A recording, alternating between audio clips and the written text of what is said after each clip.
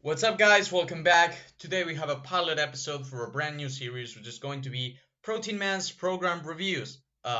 Today we're going to review your programs. If you want your programs to be reviewed, you can shoot me a DM at Protein Man Supremacy. Send me either a screenshot of your program or a link to a Google document so I can access it. If I find it interesting enough to add to the series, I'm definitely going to do it.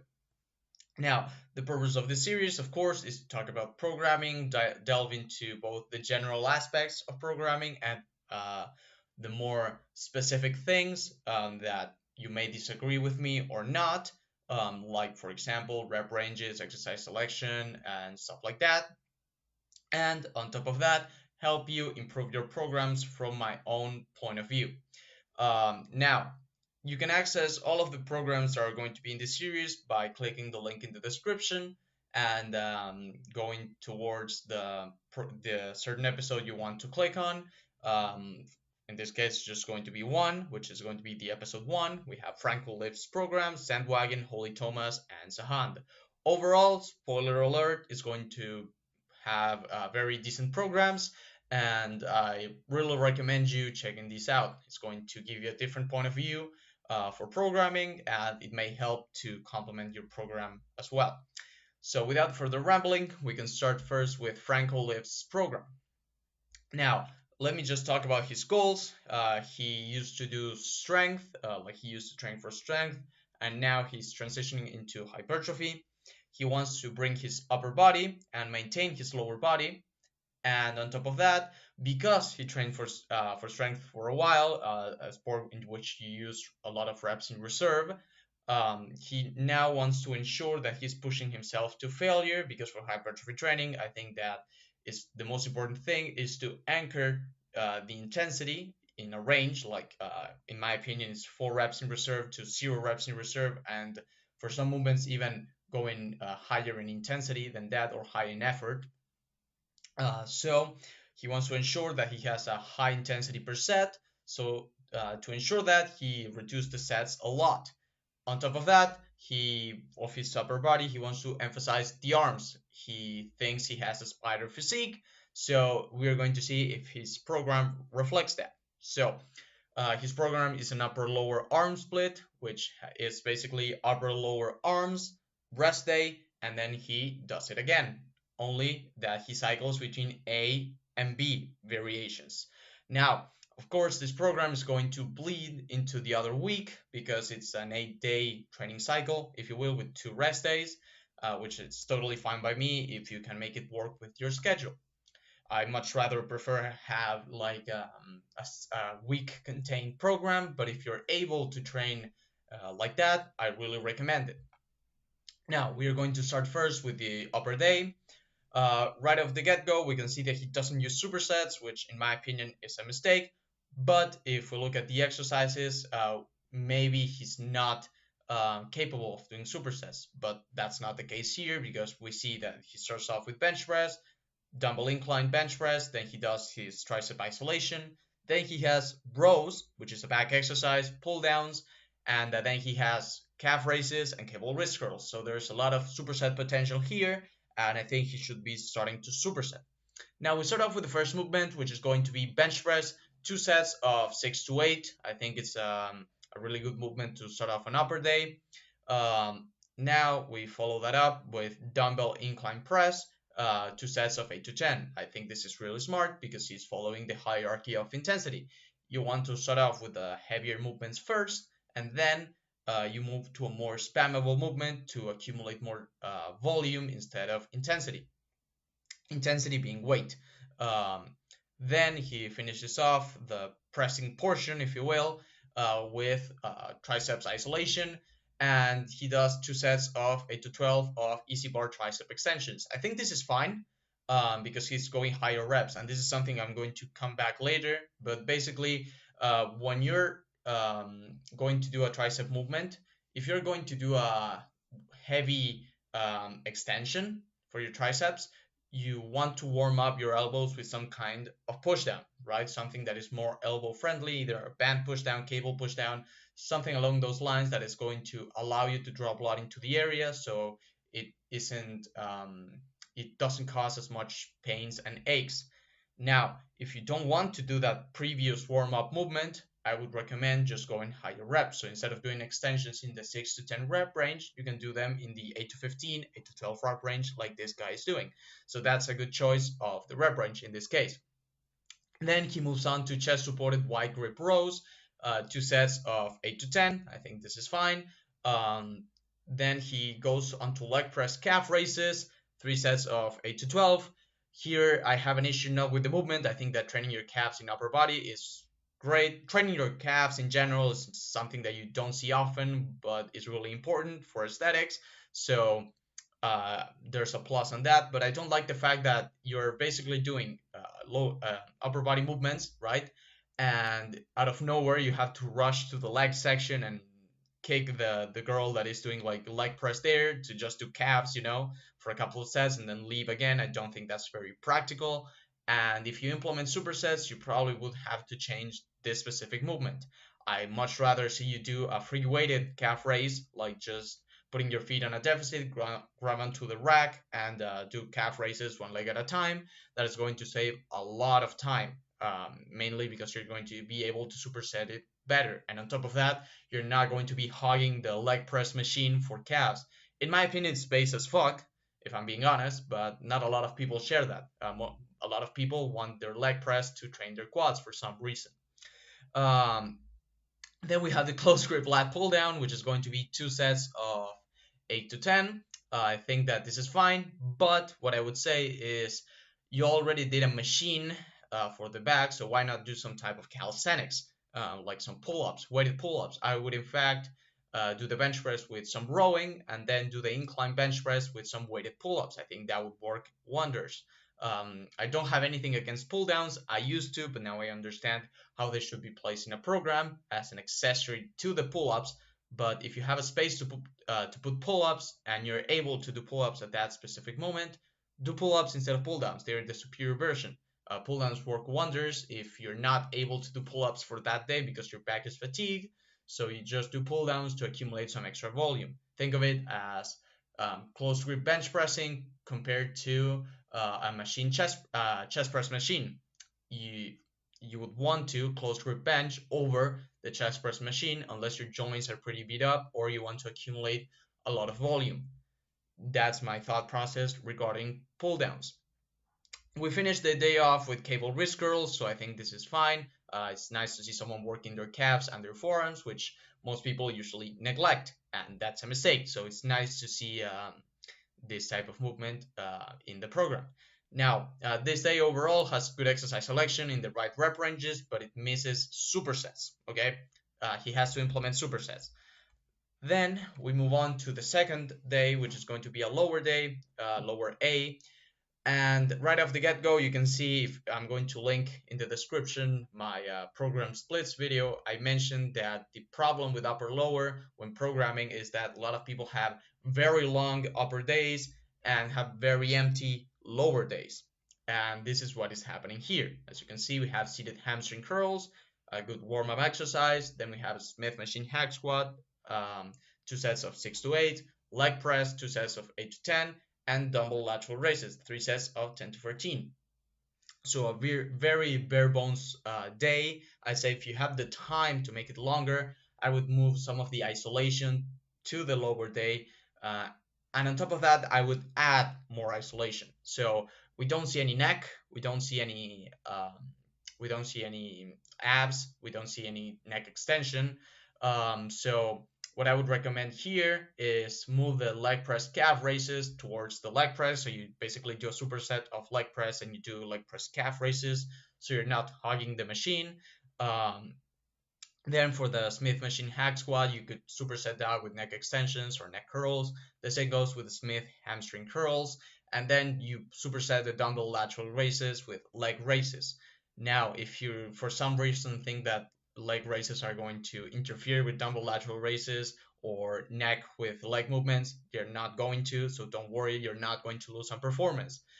You may, if you want to, you can take like a minute or two between each exercise to refocus and be able to push it to failure if that's a concern to you. Now we're going to move to the arm day. The first arm day is going to be pretty long. We have J and press, which is a great movement, especially if you do it in the Smith machine like this guy does. Two sets of 8 to 12. Then we follow that up with rope hammer curls, two sets of 8 to 12, and pec deck flies. I think that this is great for upper lower. You have the chance of adding an extra day where you target your weak points. For most people, that's going to be arms because the compounds are not enough. But if you're very arm dominant and you have to isolate your chest, for example, you can have upper lower chest and back, for example, and I think that's going to work wonders. So instead of thinking it of like upper lower arms, you can have upper lower weak point and then go back to upper lower. Now, we have pec deck flies in a good rep range, overhead tricep extensions, three sets of 10 to 14. I think this is great. And dumbbell spider curls. That's exercise that it's not that I don't like, it's that I prefer other exercises over it. But I think overall it's a good movement. Three sets of 10 to 14. And then we have again the random leg press calf raises. In this case, I would say again, either move them to the lower days or do a free weighted version, three sets of 8 to 10 for some reason that something that surprised me. Dumbbell overhead press. This is you might think, why don't you start with the overhead press, right? I think that this is fine in the context of this day because it's an arm day, right? So the priority is towards the triceps, not the shoulders. So I think it's fine in this specific case. It's just isolation. You're not going to get taxed from JM presses and overhead tricep extensions to do your overhead press. So don't worry. Two sets of 10 to 14. I think that it's a little bit higher compared to what most people do, but I don't think there's anything wrong with doing 10 to 15 dumbbell military press. Now we have dumbbell wrist curls, two sets of 10 to 14. Overall, I'd say this is a good day, but it definitely could work with some supersets or giant sets even to shorten the duration of the workouts by a lot. Again, you can take rest, like mini rest times between each set, and I think that's going to allow you to really push it to failure, but you're still going to be able to save time. So now I'm going to sip a little bit of water and we are going to go to the second cycle of upper lower arms. There we go. Now we are going to be doing incline Smith machine bench press for the upper B. I think this is a good opener. Two sets of 6 to 8. Then we have dips. Looking at it like this, I would say that unless upper chest is a priority of yours, I would start the opposite way. I would start off with dips in the two sets of 6 to 8 and then move on to the incline Smith machine bench press. Dips are an amazing movement if you can tolerate them because of the sternum issues or shoulder issues that some people may find. But outside of that, I'd say that they are an amazing movement to start off any type of pressing session because it stretches the chest, stretches the shoulders, and because of the armband, it works a lot the triceps. So I think this is a really good movement to start off with, and then you can move on to more biased variations. Dips is what I would call a general builder. Then we move on to single arm hammer curls. I think this is fine. It's just some extra form work. Neutral grip hammer machine row. Again, I would here do some type of because you don't have a lot of erector work in your program. Although the next session you have stiff-legged deadlift, as you can see, what I would personally do here, something that I have to add is to the lower days, I would add some type of unsupported rowing, either barbell rows, T-bar rows. If you're worried about like stimulus to fatigue ratio, you could do deficit T-bar rows. I think that would be fine. Sorry for that. What I wanted to say is that if you want to, if you want to, you could add extra back work by adding some type of unsupported row variation. You rarely get the chance to work your back as a whole. Usually people either work it with supported variations only, or they go full dogmatic and do unsupported variations only. I think that having a mix of both supported and unsupported could work, especially in an upper lower split. You could do on your upper, your supported variations, and then on your lower, your unsupported variations. I think that has a lot of synergy, and you're able to train the erectors, but also accumulate more tonnage in the yoke. In fact, what you could do is do your pull-ups on your upper days, like weighted pull-ups, and then do your body weight pull-ups. And then on the lower days, you do your rowing. You can do like unsupported row variations because you here, for example, in the lower A, you don't have any type of good morning, you don't have any type of free weighted squats, so you're able to do some type of unsupported rowing. And if you want to, you can add on top of that some type of supported row to finish off, like in a higher rep range, like 10 to 15 or 10 to 20, like inverted rows, cable rows, whatever. And you have your unsupported row in the 6 to 10 rep range, which is going to allow you to accumulate very intense tonnage. Again, if you have the concern of stimulus to fatigue, you can do deficit T-bar rows with smaller plates, which are going to allow you for better squeeze, more range of motion, more stretch, and great movement for hypertrophy overall. So yeah, that's an addition I would like to make. Now in this case, in the upper day, I would say that again, you could start off with a pull-up, with a weighted pull-up, and then move on to a supported row or a cable pull down, something like that. I think that that would be fine. Uh, then we have cable lateral raises. I'm seeing that you don't have a lot of rear delt work, which is not, there's nothing wrong with that.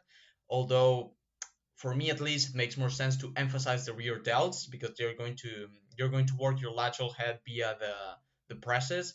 And in my opinion, rows aren't enough for rear delts because rear delts are a very stubborn area of your shoulder to grow, especially for naturals. So emphasize on the rear delts. It's going to give you more shoulder health, more scapular stability, and it's going to give you better aesthetics instead of just spamming cable lateral raises. Now, wide grip lat pull down. I think this is a fair movement. Nothing too much to say. I like the wide grip lat pull down, especially with straps. It's far more comfortable to squeeze the muscle and let it stretch. Then we finish off with more forearm work with cable wrist curls. I think this is fine. Then we move on to the second lower day, in which we start off with stiff-legged deadlift. There we go. 2 sets of 6 to 8. I would personally go higher in the 6 to 12 maybe, or even 8 to 12, just because of the movement. And that's usually going higher on the deadlift, like the hypertrophy deadlift variations, if you will. Allow me to focus more on stretching the muscle and keeping myself stable. This is just my experience, and you may think otherwise. Don't be afraid to push the lower reps on these type of movements. It's just personal preference. Now, here we have seated hamstring curls, and I think that comparing to the rest of the program, you're very conservative with the movements you do, especially for legs. So I think that seated hamstring curls in this session is redundant, and I don't think you need it. I much rather see you do just leg extensions like you have at the end of the program. Then we have hack squats, 2 sets of 8 to 10. I think this is fine. It's a great movement. And this guy can really push to failure. I have seen him push to failure on this movement, and you get a lot from it. So pretty nice exercise. Then we have seated calf raises. This is fine. Again, I would do a free weighted version, but that's just my personal choice. And then we finish off with leg extensions, which is fine by me. Now, again, what I would insist on is adding more isolations in the way of supersets, like neck, like rowing, like some type of abs, stuff like that. Outside of that, the exercise selection is pretty good. Now we have the final day, which is going to be arms. We're going to start off with cable tricep pushdowns, 2 sets of 8 to 12. I think this is a great warm-up exercise that is also going to allow you to accumulate high amounts of tonnage, high quality tonnage to be precise, and it's going to draw blood into the area and make the extensions you're going to do later, if you do them, far more comfortable. Now, we follow that up with easy bar curls, 2 sets of 8 to 12. I think this is a really good movement because it has high loading capacity, but being completely subjective, I don't like it at all, mainly because of the weight moving you forward once it gets heavy enough. It moves like it forces you to lean a little bit back, and you want to avoid that, especially when you're grinding reps close to failure or beyond failure. It's just a pain in the ass to make the movement work for that. I would much rather do with a seated curl or incline curl, something like that, that is going to um, make it more grindable in terms of how comfortable it is to grind. The only problem with incline curls, for example, is that once failure hits, it hits and that's it. But outside of that, I'd say that I prefer to do incline curls, spider curls, preacher curls, whatever, before doing some type of, let's just say, standing curl. Then we move on to single arm dumbbell row. It's weird to see that he has back volume on an arm day when he didn't have it before, but I think it's a good addition and I think it's fine, especially in the rep range he chose. So yeah, pretty good movement. Then we have cross cable tricep pushdowns and 3 sets of 10 to 14. And here's where I disagree. I'd say that here you should be doing an extension, like a heavy extension, like in the 6 to 10 rep range with an easy bar. You could pair the easy bar curls with some type of French press or lying tricep extension. I think that would be better. So yeah, overall, I'd say that here should be an extension and not another warm-up movement for the elbows. I know what he's going for. He's going for a more taxing on the elbows day and then moving on to a less taxing version so he can rest and recover for the next arm session where he's going to target his triceps with a more taxing exercise. But I'm willing to say that you have a lot of days in between, especially because you have a rest day after this day to recover your elbows. So I'd say go for the seated or the reverse pushdowns, which is the seated cable tricep pushdowns, and then move on to either a cable extension if you're worried about your elbows, or like leaning away Jeff style, or free weighted extension. Then we have incline dumbbell curls. Good to see this movement. It has been getting a lot of shit recently, but I think that it's really worth it. It's like the wish.com version of the pelican curls, which is not it is not an insult by any chance. It's a compliment.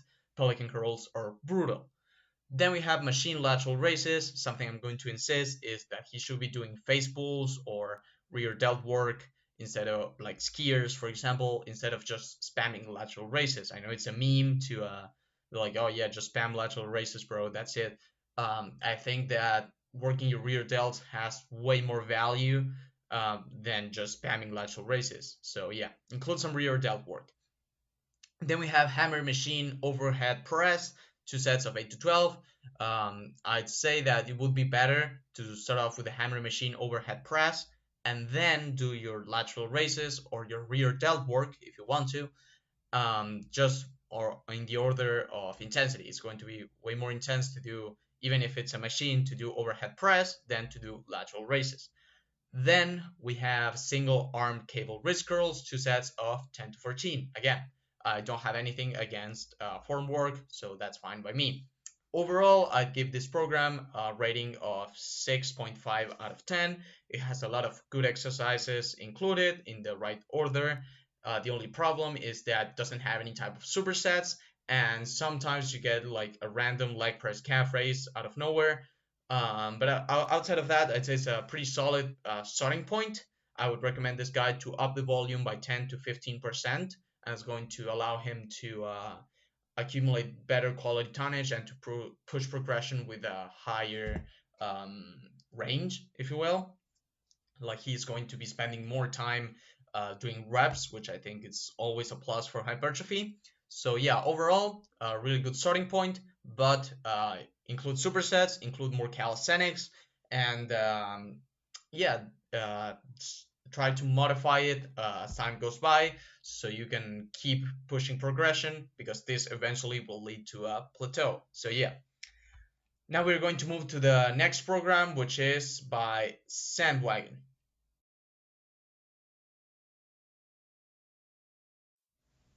Okay, so I took a little break to get my ideas in order, and now we can move on to Sandwagon's program. His split is technically an upper lower, but he calls it torso limb, and it is because he did something very smart that I'm going to talk about in a second. Right off the get-go, you can see that his program is a little bit better than the previous one because it implements supersets. So without further delay, we can start with the torso day.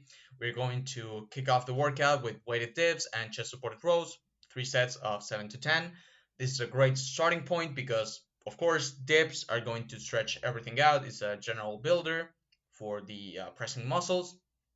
And he chose the right rep range because if you went a little bit lower, it's going to start giving you sternum issues or shoulder issues. And if you go a little bit higher, it would work better as an accessory lift or as a secondary movement. The chest supported row, I think it's fine to complement the horizontal pressing. You have horizontal rowing. It's a antagonist superset, so I think it's great. Then we have the second superset, which is going to be the 80 press with weighted chin-ups, 3 sets of 6 to 8. Nothing wrong with this. You could start with the weighted chin-ups if you wanted to, but I think that it's fine if you want to have it as a secondary movement.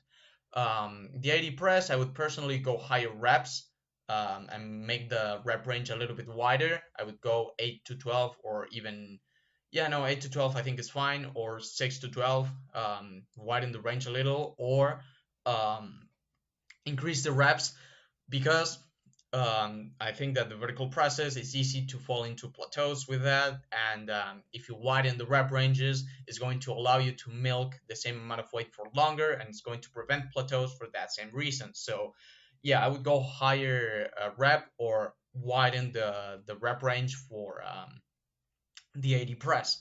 Then we have the third superset, which is going to be incline bench, 3 sets of 8 to 12, with dragon flags or ab wheel, 3 sets of as many reps as possible. This is a great third superset, and don't be afraid to superset your benching with ab movements. It's not going to detract from performance. So yeah, it's a really good choice. Then we have the fourth superset to finish off the workout, which has loo raises and ring rows in 3 sets of 12 to 20. I'm really glad to see a high amount of calisthenics in this program, especially ring rows, which in my opinion are very underrated, and they're going to target the yoke masterfully. I would say they're better than cable rows in my opinion, just because of the freedom of movement and the ability to target different areas of your back at will. Now we are going to move to the limb days, which is going to be again with supersets. We're going to start off with heel elevated squats, 3 sets of 7 to 10. This is wonderful for squats. I think that for squats, you should be in the 6 to 10, 6 to 12 rep range. Going lower, I think it detracts a little, and going higher, it's going to start taxing your cardiovascular system. So 6 to 10 is like the sweet spot for me, especially if you slow down that eccentric and pause at the bottom, because it's going to allow you to gauge reps in reserve more accurately and prevent any type of problems when getting the bar back up. Now we superset that with forearms, which is a great superset. As you can see later, he does RDLs with neck, and it's really smart what he did. He basically supersetted the leg movement that doesn't involve forearms with forearms, right? And then the one that involves forearms, he uses neck. I think that this is great because the floater movements, if you will, like forearms, calves, and neck and abs, are great because you can put them basically anywhere. But if you want to minimize the amount of overlap, this is the way to go. Squats with forearms, and if you're going to do deadlift later, you can put the neck there. Now, something you have noticed is that this is a limb day and it starts off with legs. And this is really smart from Sandwagon because, as I previously said, if you want to keep it pure, quote unquote, you basically have to have very long upper days and then very empty lower days. What he did to prevent this and to spread the volume evenly, he basically put the arm movements on the lower days, which I think is really smart and deserves its props. So yeah, really good idea there. If you want to, I would really recommend you implement it if you're thinking that this is a good idea. Definitely implement this. Now, we start off with the arm portion of the limb day, which is going to be incline curl with French press, 3 sets of 8 to 12 and 3 sets of 15 to 25. I disagree with the French press rep range. I think that it's good that he recognized that if he's going to start off cold for the triceps, that he should go higher reps if he's going to do an extension. But he's going way higher than he should. I would say that he should be doing 10 to 15 of the French press. And I would, on top of that, recommend you doing it with dumbbells, one dumbbell on each hand. That's going to allow you for a better movement of the elbows. You can do them lying as well, like lying tricep extensions. That would be a great alternative if you're just going to do it after your leg work. The incline curl, not much to say. It's a good rep range and a good movement. So yeah, moving on. Superset number 4, Bulgarian split squats and finger curls. If you're doing your Bulgarians with straps, I think this is a great superset with minimal overlap, 7 to 10 to 12 to 20. For the finger curls, I think that's fine. And then we finish off the workout with more ab work, which again, this is really smart. You want to, your abs at least can be trained basically every day because you're not going to be very masochistic with the abs unless you're doing like an 45 minutes of ab work every single day. But outside of that, yeah, it's good to train your abs very frequently. Now we move on to the second torso day after a rest day. We have the first superset, which starts off with OHP and weighted pull-ups. I disagree again with the vertical pressing, especially if with the OHP, because the OHP is very unstable compared to an AD press. What I would say is go higher reps to minimize that amount of instability that the OHP has. This is a trick you can implement on ring work, on Bulgarian split squats, and it's go higher reps because when you go higher reps, it allows you to keep your balance better, and it basically allows you as well to grind out the movement better, to slow down the eccentric, and to really push the intensity on the movement. So yeah, that's my 2 cents on that. The weighted pull-ups, I think it's just fine to open up with it. Then we have Pendlay rows, which I disagree. He does 3 sets of 7 to 10. The next limb day, you're going to be doing deadlift and circular deadlift, and you're going to be doing unsupported row.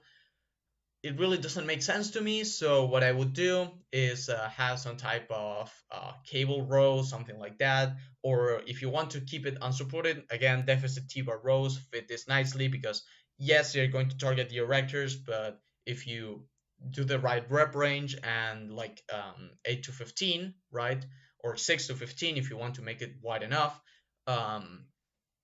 You do that rep range with small plates with a lot of range of motion, and it's going to minimally tax the erectors. So yeah, I would definitely recommend you consider either a supported variation or deficit T-bar rows for higher reps. We superset this with ring dips or close grip bench, which I think is a good idea. 3 sets of 7 to 10 or 8 to 12, and skiers, 3 sets of 15 to 25. I think that he's one of the few guys besides me that does skiers for higher reps like this. I personally like to pause at the bottom and slow down that eccentric considerably. There we go. I can't speak today.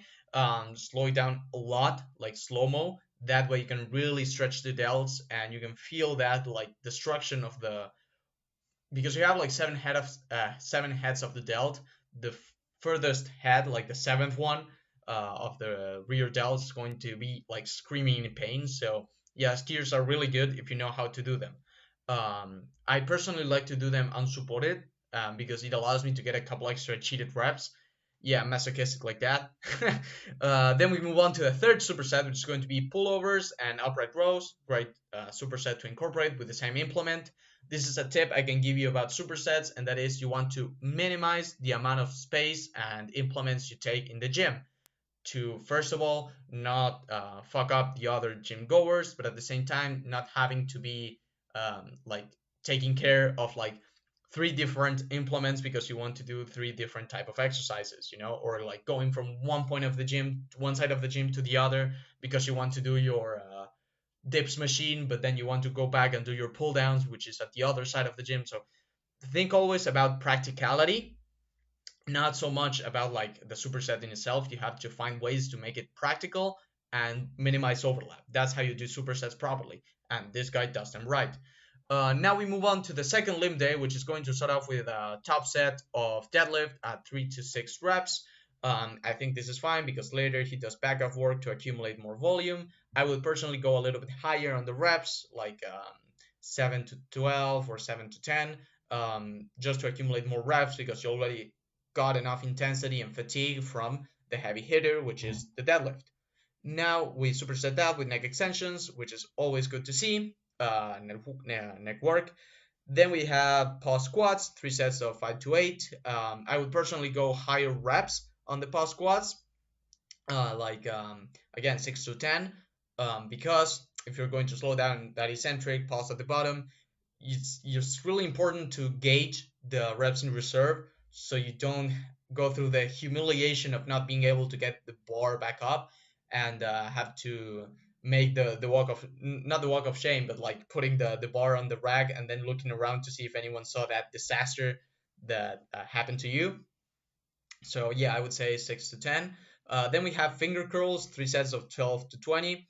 Then we have the third superset, which is going to be strict curls, um, and skull crushers and reverse curls, 3 sets of 8 to 12. Again, this guy does the same implement, uses the same implement, and I think that's really good for the superset. Now, I don't like the exercises he chose. I'm going to give my reasons.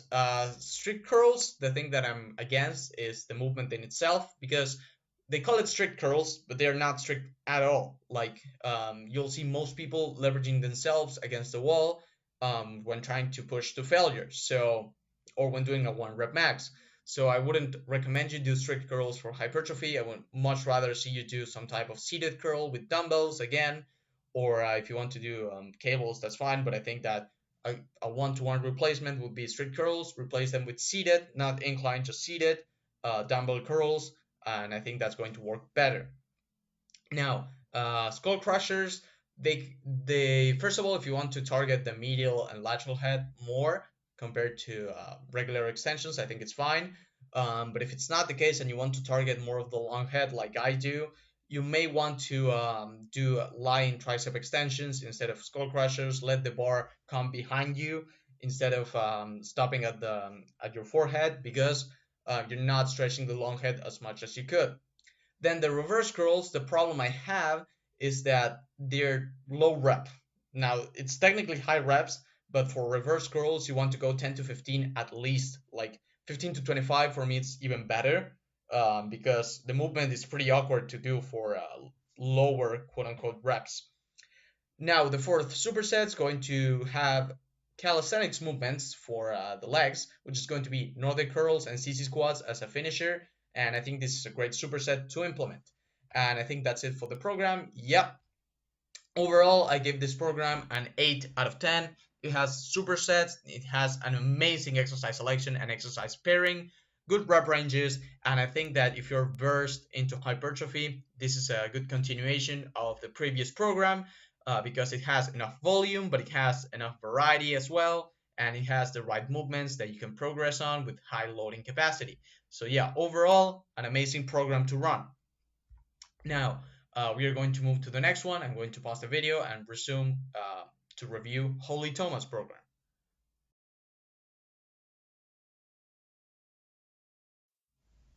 Okay, so now I'm going to review Holy Thomas program.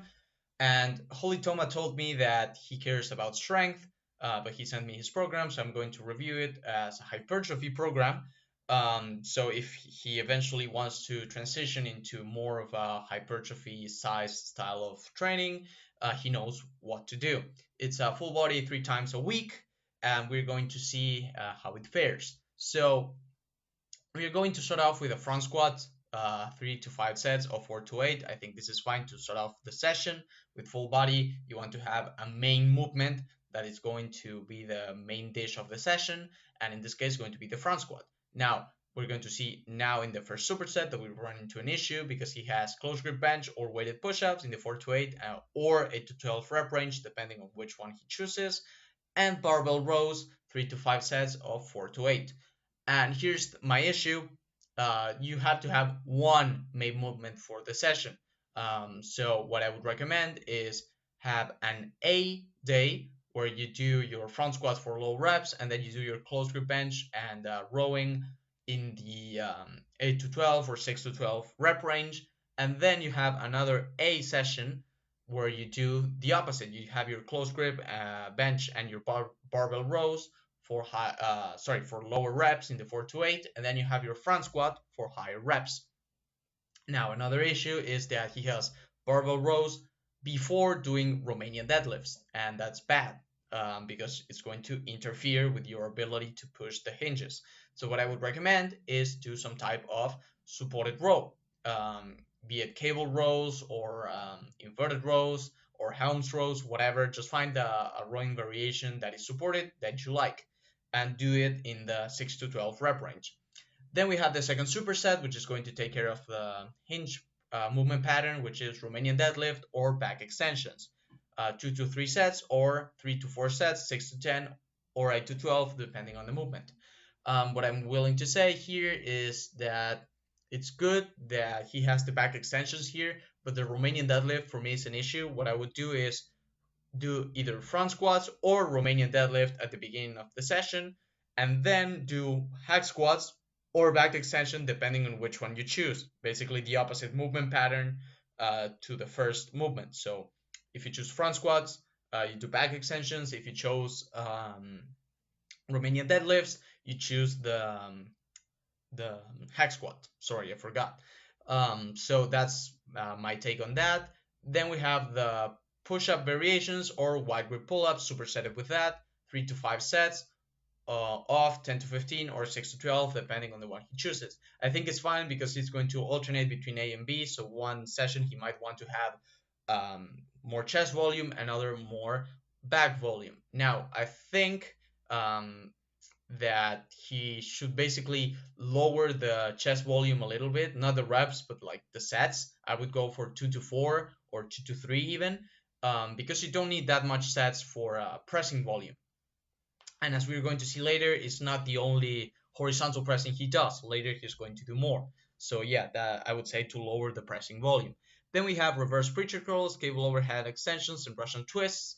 My only issue with this superset is the rep range for the Russian twists, which is 25 to 50 per side, which for me is just insane. I would go 15 to 25 or 10 to 15 to not be wasting my time, because you're going way higher reps for it to make sense and to be able to push to failure, because once you go high enough, the burn is going to impede that. So I would go a little bit lower rep, and yeah, that's going to allow me to save time and push the intensity a little bit more. Now we're going to move to the B day, which is going to start off with the plat squats, 3 to 5, 4 to 8, behind the neck press in the same parameters, goblet squats and chin-ups, and then we move on to supersets. First of all, I'm going to say I think it's redundant to have two quad focus movements back to back, especially because legs don't need that much volume. Let's say you do A day, then B day, then A day again. You have 15 sets just for the squat movement pattern alone, which I think is totally crazy. And you should try to go lower. I would go 10 sets tops for squats, and for hinges, 6 to 8 sets tops. I wouldn't push it that much. So yeah, if you had, like, for example, the front squats and RDLs, and then you had the hack squats and the back extensions, what I would do in this session is do plat squats or good mornings, and then have like another type of like hinge in motion just to add a little bit more volume, or some type of isolation like leg extensions or lying hamstring curl. I think that would be way better. Now, if I'm able to remove the plat squats, what I would do is make the B day session more shoulders and arm focused compared to the A day, which I think is more leg focused. So what I would do is start off with the behind the neck press coupled with the chin ups, 3 to 5 sets of higher reps, because the behind the neck press is infamous for being tough on the shoulders. So unless you're doing partial range of motion like Herzoviak, what I would say is go higher reps. Or if you want to go lower reps, do a seated 80 press. I think that would be better. If you want to keep it behind the neck press though, go higher reps. So behind the neck press with chin ups in the 8 to 12, 8 to 15 if you want to, and then do Bulgarian split squats with some type of neck work, which is missing in this program, which is a general builder, the Bulgarian split squats. Then we move on to the supersets, and I wouldn't change the supersets like at all, so I think that's fine. Again, what I would do is reduce the chest volume because I think it's a little bit excessive. Even though they are push-ups, in my experience, 12 sets is like the sweet spot, 15 sets you can get away with, and 10 sets is just enough. So yeah, that's my take on this program. I would give it as a hypertrophy program 6.5 out of 10. Now, a way to make it work if you're not going to change anything is do A and B. Like instead of being a 3 times a week full body split, do it 2 times a week full body split, and then you can increase the arm volume, and I think that would be more than enough. So yeah, that's my take. That would bump it up from a 6.5 to a 7, even 7.5. So yeah, that's my take on this program. Now we're going to review the next program, which is by Sahand. I hope I didn't butcher that name.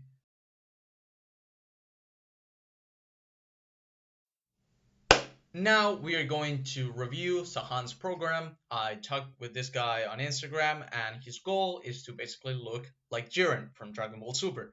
I agree that's the most aesthetic physique the human mind can conceive of, so let's see if his program reflects that. First of all, we're going to see that his days are really long, so be prepared for me to talk for a while. So we first start off with incline dumbbell press. By the way, I forgot to mention his split is upper lower upper arms, with a rest day between the lower and the upper, and a rest day after the arm day. So that's what I wanted to mention. We first start off with the upper. We have the first superset, which is going to be incline dumbbell press, 3 sets of 6 to 10. Then we have weighted pull-ups, 3 sets of 5 to 7. I think this is a good start. He has a good exercise selection, very good rep ranges for the presses. I think that incline deserves higher reps, in my opinion.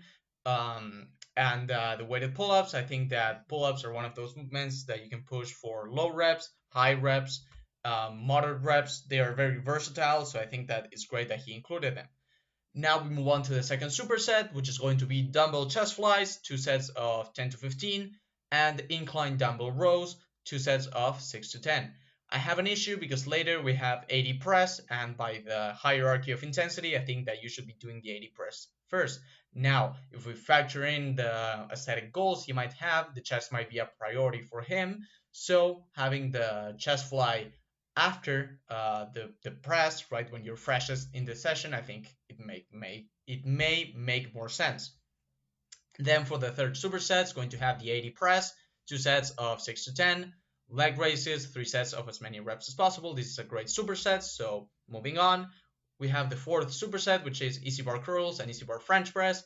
Again, this is genius superset creation, superset application, because you're going to use the same implement. Now, I don't like the rep range for the easy bar curls and the French press because of what I previously talked about, the elbow thing and the weights on the easy bar curl thing. So I would go personally 8 to 15, or 10 to 15 even, with a slow eccentric. So yeah, then we have the fifth superset, which is going to have neck and forearms, which is great and is a really good pairing. Now we're going to move on to the lower day, which is going to start off with a Romanian deadlift with a good rep range, with good amount of sets. Then we superset pullovers and lateral raises. I think this is fine. 3 sets of 8 to 12. Then we are going to superset pendulum squats with calf raises, 2 sets of pendulum. I don't like that it's lower rep, but if it's just body weight, I think it's fine because it's just your body weight. It's not going to tax your knees as much as adding weight. So I think it's fine. Then the calf raises going to be 3 sets of 10 to 15. Good superset. Then we have hamstring curls and leg extension, just 1 set, which is more than enough for isolation, for legs at least. 8 to 12, great superset. And then he has bent over lateral raise. Something I can critique here is that he has a lot of emphasis on the lateral head and not enough on the rear delts. The rear delts are very important for having that brown shoulder effect. So, and for naturals, it's even harder to grow them. So I would personally advise to have one of these 2 lateral raise movements be replaced by face pulls. It's going to give you more shoulder health and it's going to lead to better aesthetics. Also, more trap volume. So yeah. Then we have the fourth superset, which is going to be decline sit-ups and reverse curls. Nothing to say here. Good amount of sets with good amount of with the right amount. Sorry, with the right rep ranges. There we go. I got a little bit confused there. Then we have the second upper day, which is we start off with koan rows, which is more of a explosive row with a dead stop.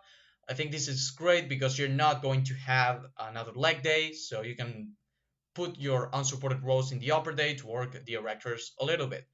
Then we have dumbbell presses, leg raises as a superset. I think that's amazing. We move on to incline Smith press with no pause and weighted pull-ups. I would go personally higher on the reps. I would personally even go body weight and do it more of a mind muscle connection type movement in which you go light, you go higher reps, and you squeeze the lats, slow down the eccentric, and let it stretch at the bottom. Or if you want a more intense variation, I would go wide grip pull-up, super wide, and do sets of 6 to 12 with a slow eccentric and pause at the top. Even if you had to, you could use reverse bands. Now we have the third superset, which is easy bar curls, easy bar bench press, and bent over lateral raise.